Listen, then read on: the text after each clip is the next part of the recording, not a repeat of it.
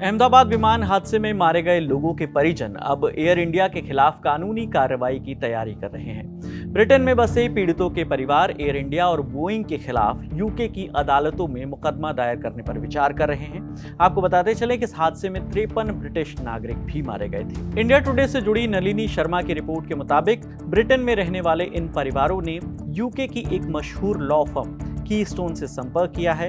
मकसद है हादसे में जान गंवाने वाले परिजनों के लिए मुआवजा बढ़वाना। कीस्टोन लॉ फर्म ने इंडिया टुडे से इस बात की पुष्टि की है कि वो एयर इंडिया 171 हादसे में अपने प्रियजनों को खोने वाले परिवारों को कानूनी सलाह दे रहे हैं। सूत्रों के मुताबिक इस हफ्ते यूके में रहने वाले कई परिवारों के साथ बैठकें तय की गई हैं, जिनमें कानूनी रणनीति पर चर्चा होगी।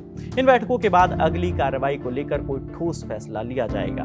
वहीं कीस्टोन लॉ फर्म ने कहा कि हम एयर इंडिया की मुख्य विमानन बीमा कंपनी टाटा AIG की ओर से हाल ही में की गई वित्तीय सेटलमेंट की शुरुआती पेशकशों की समीक्षा कर रहे हैं। इसके साथ ही हम अंतर्राष्ट्रीय कानून के तहत एयर इंडिया की उन जिम्मेदारियों की भी जांच कर रहे हैं जिनके तहत उन्हें पीड़ित परिवारों को अग्रिम भुगतान देना होता है।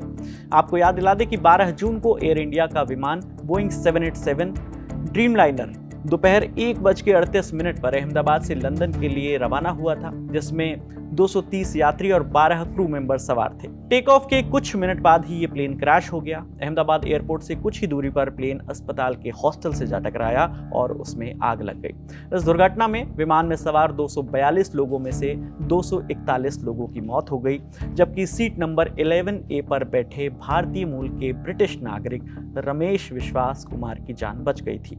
मृतकों में गुजरात के पूर्व मुख्यमंत्री विजय रूपाणी भी शामिल थे। अन्य मृतकों में 169 भारतीय, 53 ब्रिटिश, 7 पुर्तगाली और 1 नागरिक कनाडा का भी शामिल था। नागरिक उड्डयन मंत्री मुरलीधर मोहोल ने बताया कि इस घटना में कुल 274 लोगों की मौत हुई थी, यानी विमान में सवार यात्री और क्रू मेंबर के अलावा जिस जगह विमान क्रैश हुआ वहां भी 33 स्थानीय लोगों की मौत हुई है। दुर्घटना की जांच के लिए एयरक्राफ्ट एक्सीडेंट इन्वेस्टिगेशन ब्यूरो यानी AAIB इसकी जांच कर रही है।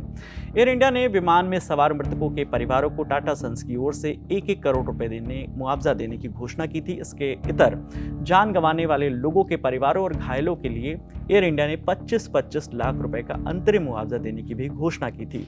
इन सब के अलावा मॉन्ट्रियल कन्वेंशन के मुताबिक यात्रियों की मौत या चोट के लिए एयरलाइन कंपनी को 1,40,00,000 रुपए तक का मुआवजा देना पड़ सकता है। ये मुआवजा एयरलाइन की गलती से हुए हादसे की स्थिति में दिया जाता है।